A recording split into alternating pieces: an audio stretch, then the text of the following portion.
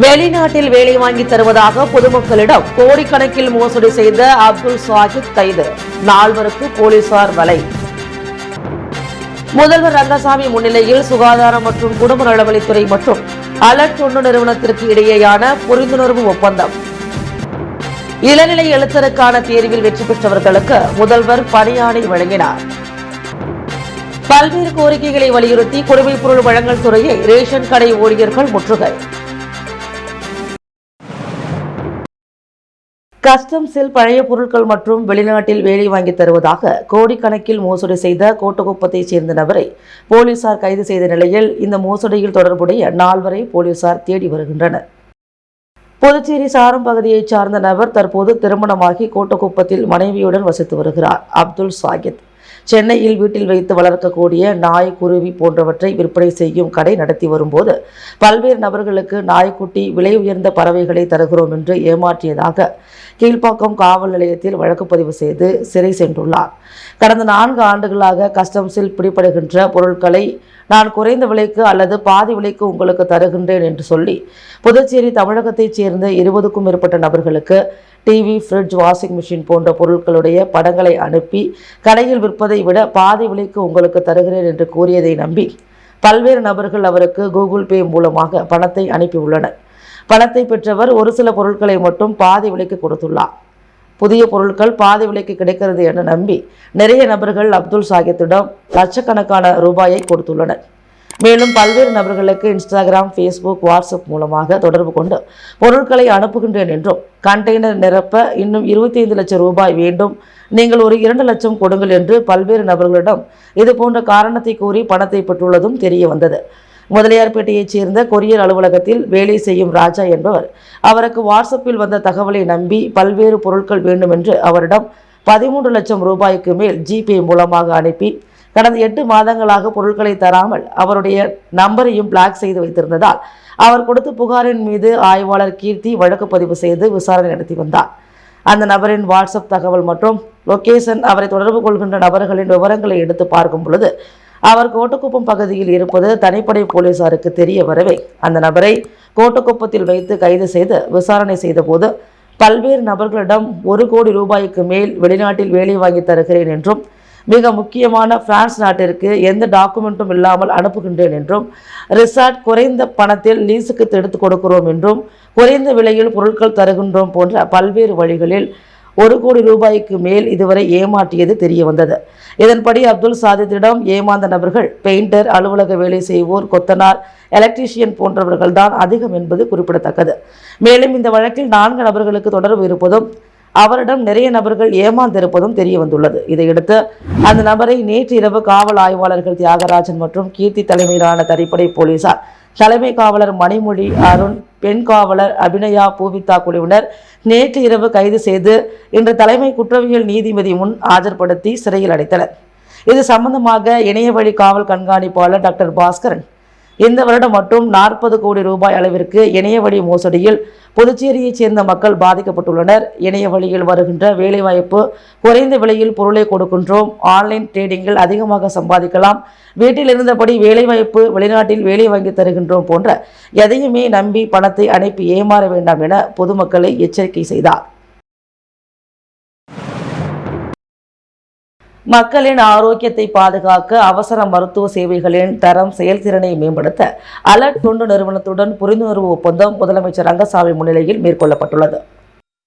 புதுச்சேரியில் முதல்வர் ரங்கசாமி முன்னிலையில் சுகாதாரம் மற்றும் குடும்ப நலவழித்துறை மற்றும் அலர்ட் தொண்டு நிறுவனத்திற்கு இடையேயான புரிந்துணர்வு ஒப்பந்தம் நேற்று கையெழுத்தானது.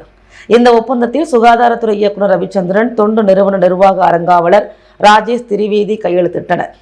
அவசர மருத்துவ சேவைகள், விபத்துக்கள் ஏற்பட்டால் பாதிக்கப்பட்டவர்களுக்கு முதலுதவி அளிக்க தன்னார்வலர்களை தயார்படுத்த ஒவ்வொரு கிராமத்திலும் ஒருவரை தேர்ந்தெடுத்து பயிற்சி அளித்து தகுந்த நேரத்தில் அவர்களை பயன்படுத்துவது இந்த ஒப்பந்தத்தின் நோக்கம். இதன் மூலம் புதுச்சேரி மாநிலத்தை சார்ந்த மக்களின் ஆரோக்கியத்தை பாதுகாப்பதற்காக அவசர மருத்துவ சேவைகளின் தரம் மற்றும் செயல்திறன் மேம்படுத்தப்படும்.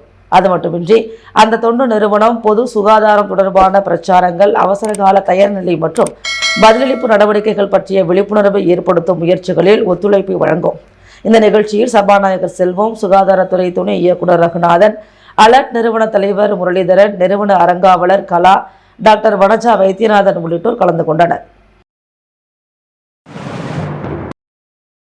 இளநிலை எழுத்தர் பதவிக்கு தேர்ச்சி பெற்றவர்களுக்கு பணி நியமன ஆணைகளை சட்டப்பேரவையில் முதலமைச்சர் ரங்கசாமி வழங்கினார்.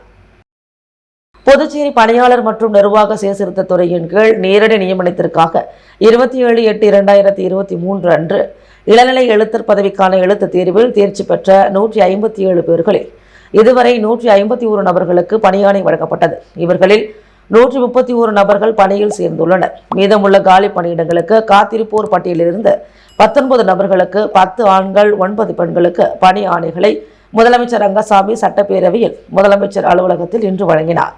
அப்போது சட்டப்பேரவைத் தலைவர் செல்வம், வேளாண் அமைச்சர் ஜெயக்குமார், அரசு கொறடா ஆறுமுகம், சட்டமன்ற உறுப்பினர் ரமேஷ், பணியாளர் மற்றும் நிர்வாக சீர்திருத்தத்துறை சார்பு செயலர் ஜெய்சங்கர் ஆகியோர் உடனிருந்தனர். நிலுவையில் உள்ள ஊதியம் மற்றும் ஊதிய உயர்வு உள்ளிட்ட பல்வேறு கோரிக்கைகளை வலியுறுத்தி புதுச்சேரியில் ரேஷன் கடை ஊழியர்கள் குடிமைப்பொருள் வழங்கல் துறையை முற்றுகையிட்டு ஆர்ப்பாட்டத்தில் ஈடுபட்டனர். புதுச்சேரியில் மூடப்பட்ட ரேஷன் கடைகள் 6 ஆண்டுகளுக்கு பிறகு கடந்த அக்டோபர் மாதம் திறக்கப்பட்டு தீபாவளி பரிசு பொருட்களாக 10 கிலோ அரிசி, 2 கிலோ சர்க்கரை வழங்கப்பட்டது. தற்போது புதுவை முழுவதும் 370 ரேஷன் கடைகள் உள்ளன. இதில் 400க்கும் மேற்பட்ட ஊழியர்கள் பணியாற்றி வருகின்றனர். இந்நிலையில் இவர்களுக்கான நிலுவையில் உள்ள 50 மாத சம்பளத்தை வழங்க கோரியும் ரூபாய் 4000 வழங்கப்பட்டு வரும் ஊதியத்தை உயர்த்தி வழங்க கோரியும் ரேஷன் கடை ஊழியர்கள் 50க்கும் மேற்பட்டோர் தட்டாஞ்சாவடி பகுதியில் உள்ள குடிமைப்பொருள் வழங்கல் துறை அலுவலகத்தை முற்றுகையிட்டு போராட்டம் நடத்தினர். அப்போது ரேஷன் கடை ஊழியர்களின் சம்பளத்திற்கும் கடைகளை பராமரிக்கவும் ஒதுக்கப்பட்ட நிதியை முழுமையாக வழங்க வேண்டும், தினக்கூலி ஊழியர்களை பணி நிரந்தரம் செய்ய வேண்டும் என்று வலியுறுத்தி கோஷங்களை எழுப்பினர்.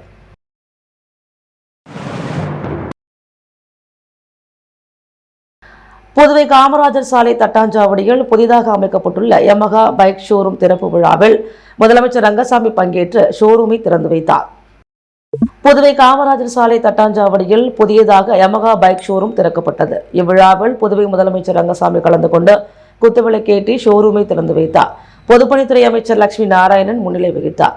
பல்வேறு யமஹா பைக் மாடல்கள் விற்பனைக்கு வைக்கப்பட்டுள்ளன. மேலும் விற்பனை தொடக்கத்தின் முதல் நாளான நேற்று ஏராளமான இளைஞர்கள் கலந்து கொண்டு புதுவரவு பைக்குகளை பார்வையிட்டனர். இந்நிகழ்ச்சியில் ஷோரூம் உரிமையாளர், குடும்பத்தினர், தொழிலாளர்கள், பொதுமக்கள் என ஏராளமானோர் கலந்து கொண்டு சிறப்பித்தனர். முத்தியால்பேட்டையில் ஒருங்கிணைந்த உடற்பயிற்சி மையம் அமைக்கும் பணியினை சட்டமன்ற உறுப்பினர் பிரகாஷ்குமார் பூமி பூஜை செய்து இன்று தொடங்கி வைத்தார். புதுச்சேரி முத்தியால்பேட்டை தொகுதி கருவடிக்குப்பம் சாலை 4 மூலை சுமைத்தாங்கி அருகில் அமைந்துள்ள பழைய உபயோகம் இல்லாத கழிப்பிடத்தை அப்புறப்படுத்தி தொகுதி மக்களின் வேண்டுகோளுக்கிணங்க முத்தியால்பேட்டை தொகுதியில் 2 மேல்நிலைப் பள்ளிகள் மற்றும் நடுநிலைப் பள்ளி, உயர்நிலைப் பள்ளி, தொடக்கப் பள்ளிகள் இருந்தும் முறையான விளையாட்டு மைதானம் இல்லாததால் இந்த பகுதியில் ஒருங்கிணைந்த விளையாட்டு மற்றும் உடற்பயிற்சி மையம் அமைப்பதற்காக நடவடிக்கை எடுத்த தொகுதி சட்டமன்ற உறுப்பினர் தனது 2022-23 தொகுதி மேம்பாட்டு நிதியிலிருந்து சுமார் 67 லட்சம் நிதி ஒதுக்கி பணிகள் இன்று தொடங்கப்பட்டது. இந்த பணிகளை தொகுதி சட்டமன்ற உறுப்பினர் பிரகாஷ்குமார் பூஜை செய்து தொடங்கி வைத்தார். இந்நிகழ்ச்சியில் நகராட்சி ஆணையர் கந்தசாமி, செயற்பொறியாளர் சிவபாலன், உதவி பொறியாளர் பழனிராஜா, இளநிலை பொறியாளர் சிவசுப்பிரமணியன் மற்றும் நகராட்சி ஊழியர்கள் மற்றும் அந்த பகுதியை சார்ந்த பொதுமக்களும் சட்டமன்ற உறுப்பினரின் ஆதரவாளர்களும் திரளாக கலந்து கொண்டு விழாவினை சிறப்பித்தனர். பள்ளிகளுக்கு விடுமுறை என பொய் செய்தி வெளியிட்டு சமூக வலைதளத்தில் பரப்பிய ஆட்டோ ஓட்டுநர்கள் இன்று பகிரங்கமாக மன்னிப்பு கேட்டனர். நேற்று 12/12/2024 புதுச்சேரி அரசு பள்ளி மற்றும் கல்லூரிகளுக்கு விடுமுறை அறிவிக்காததற்கு முன்பே பள்ளி மற்றும் கல்லூரிகளுக்கு விடுமுறை என்று பொய்யான செய்தியை வாட்ஸ்அப் மூலம் இணையதளத்தில் பரப்பிய ஆட்டோ ஓட்டுநர்களான புதுச்சேரி சின்னையாபுரத்தைச் சேர்ந்த ஐஸ்வர்யா ராஜ் மற்றும் கலைவாணன் ஆகியோரை இன்று சைபர் கிரைம் போலீசார் பிடித்து விசாரித்தனர். இதையடுத்து அவர்கள் பொதுமக்களிடம் தங்களின் வருத்தத்தையும் மன்னிப்பையும் கேட்ட வீடியோ தற்போது இணையதளத்தில் பதிவாகியுள்ளது. புதுச்சேரியில் விட்டுவிட்டு கனமழை பெய்த நிலையில் தற்காலிக பேருந்து நிலையம் வழக்கம் போல் சேரும் சகதியுமாக காட்சியளித்தது. புதுச்சேரி புதிய பேருந்து நிலையத்தில் ஸ்மார்ட் சிட்டி திட்டத்தின் கீழ் ரூபாய் 31 கோடி செலவில் கட்டுமான பணிகள் விரைந்து முடிக்க பேருந்து நிலையத்தை தற்காலிகமாக AFT மைதானத்திற்கு இடமாற்றம் செய்து கடந்த 16ஆம் தேதி முதல் பேருந்து நிலையம் செயல்பட தொடங்கியது. புதிய பேருந்து நிலையத்திலிருந்து இயக்கப்பட்ட அனைத்து பேருந்துகளும் இங்கிருந்து செல்கின்றன. இந்நிலையில் தற்காலிக பேருந்து நிலையத்தில் இருந்து செல்லும் வழித்தடத்தில் சாலை வசதி இல்லாததால் மழை பெய்யும் போது தண்ணீர் தேங்கி சேரும் சகதியுமாக மாற வாய்ப்புள்ளதாக ஏற்கனவே சமூக ஆர்வலர்கள் மற்றும் பொதுமக்கள் தெரிவித்து வந்தனர். இந்நிலையில் நேற்று முன்தினம் இரவு புதுச்சேரி முழுவதும் இடி மின்னலுடன் மழை பெய்தது. இதில் AFT மைதானத்தில் உள்ள தற்காலிக பேருந்து நிலையத்தில் மழைநீர் தேங்கியது. அப்போது பேருந்துகள் சென்று வந்ததால் பேருந்து நிலையம் முழுவதும் சேரும் சகதியுமாக காட்சியளித்தது. இதனால் பொதுமக்கள் நடந்து கூட செல்ல முடியாமல் கடும் சிரமப்பட்டனர். முதலியார்பேட்டை இன்ஜினியர்ஸ் காலனியில் வாய்க்கால் அமைக்கும் பணிகளை சட்டமன்ற உறுப்பினர் சம்பத் பூமி பூஜை செய்து தொடங்கி வைத்தார். புதுச்சேரி முதலியார்பேட்டை தொகுதிக்குட்பட்ட இன்ஜினியர்ஸ் காலனி முதல் திருப்பூர் குமரன் நகர் வரை வடிகால் வாய்க்கால் வசதி அமைக்க காங்கிரஸ் தலைவர் வைத்திலிங்கம் MP தொகுதி மேம்பாட்டு நிதியிலிருந்து 19 லட்சம் ரூபாய் செலவில் பூமி பூஜை செய்து சட்டமன்ற உறுப்பினர் சம்பத் பணியினை தொடங்கி வைத்தார். அப்போது நகராட்சி ஆணையர் கந்தசாமி, செயற்பொறியாளர் சிவபாலன், உதவி பொறியாளர் வெங்கடாச்சலபதி, இடைநிலை பொறியாளர் ரமேஷ், காங்கிரசார், திமுகவினர், ஊர் பொதுமக்கள் பலர் கலந்து கொண்டனர். வெளியனூர் தொகுதியில் திமுக பிரமுகர் துர்காநகர் ரமேஷ் பிறந்தநாள் விழா எதிர்க்கட்சித் தலைவர் சிவா நலத்திட்ட உதவிகள் வழங்கி கொண்டாடப்பட்டது. வெளியனூர் சட்டமன்ற தொகுதிக்குட்பட்ட கொம்பாக்கம் துர்காநகர் பகுதியில் திமுக பிரமுகர் ரமேஷ் பிறந்தநாள் விழாவினை தனது இல்லத்தில் வெகு சிறப்பாக கொண்டாடினார். இதில் எதிர்க்கட்சித் தலைவர் சட்டமன்ற உறுப்பினர் சிவா கலந்து கொண்டு பிறந்தநாள் விழா காணும் ரமேஷிற்கு பொன்னாடை போர்த்தி பிறந்தநாள் வாழ்த்து தெரிவித்தார். இதனைத் தொடர்ந்து விழாவில் கலந்து கொண்ட பொதுமக்கள் 200 நபர்களுக்கு புடவையும் 200 நபர்களுக்கு தலா 5 கிலோ அரிசியும், பள்ளி மாணவர்களுக்கு lunch bag, tiffin box, water bottle உள்ளிட்ட நலத்திட்ட உதவிகளை எதிர்க்கட்சித் தலைவர் சிவா வழங்கி தொடங்கி வைத்தார். இந்நிகழ்ச்சியில் கலை இலக்கிய பகுத்தறிவு பேரவை மாநில துணைத் தலைவர் தேசிகன், தொகுதி துணை செயலாளர் ஜெகன்மோகன், கிளை செயலாளர் சுரேஷ், முன்னாள் கமிஷனர் பரிமளரங்கன், கொம்பாக்கம் பிரபா, துர்காநகர் குடியிருப்பு நல சங்க தலைவர் பாஸ்கர், துணைத் தலைவர் சக்திவேல், பொருளாளர் பிரதீஷ், அமைப்பு செயலாளர் நடராஜன், சிவபிரகாசம் மற்றும் காவல்துறை அதிகாரிகள், inspector Varadarajan, sub inspector Deivasigamani, sub inspector Sakthi, Gnanavel, Mangalam தொகுதி முரளி, கொம்பாக்கம் ஊர் முக்கியஸ்தர்கள் எம்பெருமான், பாலமுருகன், ராஜேந்திரன், ஐயப்பன், முத்துக்குமரன் மற்றும் Servo oil Naveen, Ambedkar, Prakash, CEAT tyre Sundar, Kabilan உட்பட ஏராளமானோர் கலந்து கொண்டனர். கார்த்திகை தீபத்தையொட்டி பலவிதமான அகல் விளக்குகள், டெரகோட்டா விளக்குகளின் விற்பனை ஜரூராக நடைபெற்று வருகிறது. கார்த்திகை தீப திருநாள் இன்று 13ஆம் தேதி கொண்டாடப்படுகிறது. இத்திருநாளில் பொதுமக்கள் தங்களது வீடுகள், அலுவலகங்கள், கோவில்களில் தீபம் ஏற்றி வழிபடுவர்.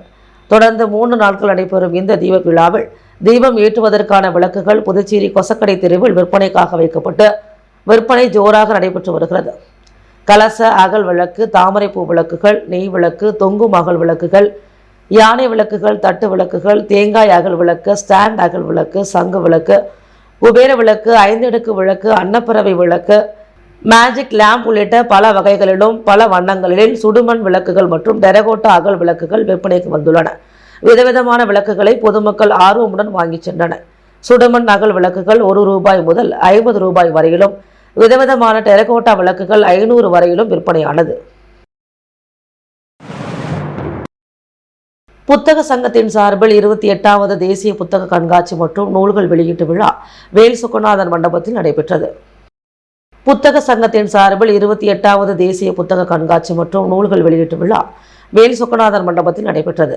கண்காட்சியை முதலமைச்சர் ரங்கசாமி திறந்து வைத்து புதுவை தமிழ் சங்க சான்றோர் தேரவியின் நிறுவனர் கலைமாமணி முனைவர் நேதல்நாடன் எழுதிய சொல்வேந்தர் சுரதா 100 கவிதை தொகுப்பு மற்றும் எரி தழல்கள் ஆகிய 2 நூல்களை முதலமைச்சர் ரங்கசாமி வெளியிட்டார். தொடர்ந்து கலைமாமணி முனைவர் நேதல்நாடன் வாழ்த்துரை வழங்கினார். இந்நிகழ்வில் தமிழ்ச்சங்க தலைவர் முத்து மற்றும் ஏராளமான தமிழ் அறிஞர்கள் கலந்து கொண்டனர். டிடிவி தினகரன் பிறந்தநாளையொட்டி அம்மா மக்கள் முன்னேற்ற கழக மேற்கு மாநில செயலாளர் ST சேகர் தலைமையில் மணக்குள விநாயகர் கோவிலில் தங்கத்தேர் இழுத்து வழிபாடு நடைபெற்றது.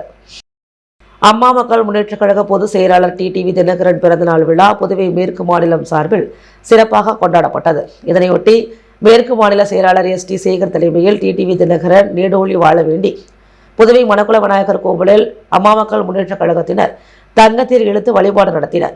இதனைத் தொடர்ந்து அங்கு பக்தர்களுக்கு அன்னதானம் வழங்கப்பட்டது. இந்நிகழ்ச்சியில் நிர்வாகிகள் ரகுபதி, காமாட்சி, கணேசன், லாவண்யா, கலைவாணி மற்றும் பலர் பங்கேற்றனர்.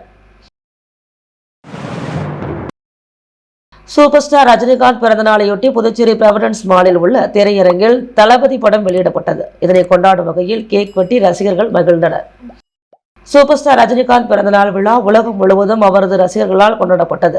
அதன் ஒரு பகுதியாக புதுச்சேரி மாநில சூப்பர் ஸ்டார் ரஜினிகாந்த் ரசிகர் நற்பணி மன்றத்தின் சார்பில் ஒவ்வொரு ஆண்டும் சூப்பர் ஸ்டார் ரஜினிகாந்த் பிறந்த நாளில் அவர் நடித்த படங்கள் திரையரங்குகளில் திரையிடப்படும். இந்நிலையில் நடிகர் ரஜினிகாந்த் நடிப்பில் வெளிவந்த தளபதி திரைப்படம் பிரவிடன்ஸ் மாலில் திரையிடப்பட்டது. இதனை கொண்டாடும் வகையில் ரஜினி ரசிகர் மன்ற மாநில இணை செயலாளரும் என்ஆர் காங்கிரஸ் உப்பளம் தொகுதி தலைவருமான டாக்டர் பாஸ்கர் தலைமையில் கேக் வெட்டி கொண்டாடப்பட்டது. இதில் ரஜினி ரசிகர்கள் மற்றும் பொதுமக்களுக்கு இனிப்புகள் வழங்கப்பட்டது. நிகழ்ச்சியில் மாநில செயலாளர் பிரபாகரன் முன்னிலை வகித்தார். அகில இந்திய என்ஆர் காங்கிரஸ் கட்சியின் மாநில பொதுக்குழு உறுப்பினர் ஓம் சக்தி ரமேஷ், தலித் மக்கள் பாதுகாப்பு அமைப்பின் பொதுச் செயலாளர் செல்வகுமார், மணிகண்டன், முரளி, விக்னேஷ், ஜீவா, தினேஷ், தமிழ், ராஜி, ஆதித்யா, வேலவன், பாலாஜி, ரமணா, வேலு, கலை உள்ளிட்ட ஏராளமானோர் கலந்து கொண்டனர். நிகழ்ச்சிக்கான ஏற்பாடுகளை மாநில இணை செயலாளர் டாக்டர் பாஸ்கர் தனது சொந்த செலவில் செய்திருந்தார். திருவோணை சட்டமன்ற தொகுதிக்குட்பட்ட களித்தீர்த்தால்குப்பம் கிராமத்தில் தார் சாலைகள் அமைத்தல் பணிக்கான பூமி பூஜையினை சட்டமன்ற உறுப்பினர் அங்காளன் தொடங்கி வைத்தார். புதுச்சேரி மாநிலம் திருவோணை சட்டமன்ற தொகுதிக்குட்பட்ட களித்தீர்த்தால்குப்பம் கிராமத்தில் திருவோணை சட்டமன்ற உறுப்பினர் தொகுதி மேம்பாட்டு நிதியின் கீழ் ரூபாய் 34 லட்சம் மதிப்பீட்டில் களித்தீர்த்தால்குப்பம் கிராமத்தில் உள்ள ராமகிருஷ்ணா நகர், மோகன் நகர், வேலாயுதம் நகர் மற்றும் வெற்றி விநாயகர் நகர் உள்ளிட்ட பகுதிகளில் உட்புற தெருக்களுக்கு தார் சாலைகள் அமைத்தல் பணிக்கான பூமி பூஜை நடைபெற்றது. இந்நிகழ்ச்சியில் திருவோணை தொகுதியின் சட்டமன்ற உறுப்பினர் அங்காளன் கலந்து கொண்டு விழாவிற்கு தலைமை தாங்கி பூமி பூஜை செய்து பணியினை தொடங்கி வைத்தார். இந்நிகழ்ச்சியில் கொம்யூன் பஞ்சாயத்து ஆணையர் எழில்ராஜன், உதவி பொறியாளர் மல்லிகார்ஜுனன், இளநிலை பொறியாளர் பாஸ்கர், ஊர் பிரமுகர்கள், சட்டமன்ற உறுப்பினர்களின் ஆதரவாளர்கள் மற்றும் பொதுமக்கள் ஏராளமானோர் கலந்து கொண்டனர். திருவோணை அருகே பைக் திருட்டு வழக்கில் விழுப்புரம் பகுதியைச் சேர்ந்த வாலிபரை போலீசார் கைது செய்தனர்.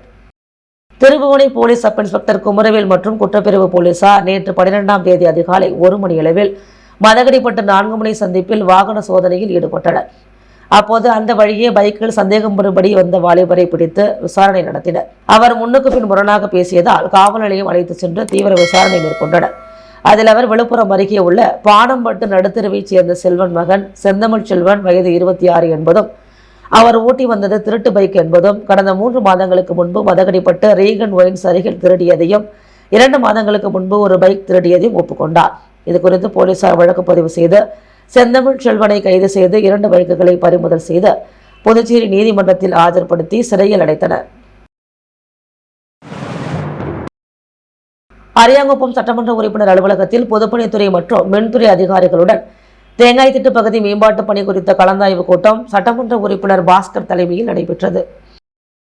அரியாங்குப்பம் சட்டமன்ற உறுப்பினர் அலுவலகத்தில் தேங்காய் திட்டு, மேட்டுத்திரு சாலை மேம்பாட்டு பணிகள் குறித்து சட்டமன்ற உறுப்பினர் பாஸ்கர் என்கிற தட்சிணாமூர்த்தி தலைமையில் பொதுப்பணித்துறை, மின்சாரத்துறை அதிகாரிகளுடன் கலந்தாய்வு கூட்டம் நடைபெற்றது. இதில் புதிய சாலை அமைப்பது, மின்கம்பத்தை மாற்றி அமைப்பது, தெருவிளக்கு அமைப்பது, அப்பகுதியில் சாலை விரிவாக்கம் செய்வதால் அனைத்து வீடுகளுக்கும் குடிநீர் குழாய் இணைப்பு வழங்குவது போன்ற மேம்பாட்டு பணிகளை செய்து கொடுப்பது என தீர்மானிக்கப்பட்டது. அதனைத் தொடர்ந்து தேங்காய் திட்டு மேட்டுத்திருவில் சட்டமன்ற உறுப்பினர் தலைமையில் அதிகாரிகளுடன் ஆய்வு செய்து நடைபெறவிருக்கும் பணிகள் குறித்து ஆலோசிக்கப்பட்டது.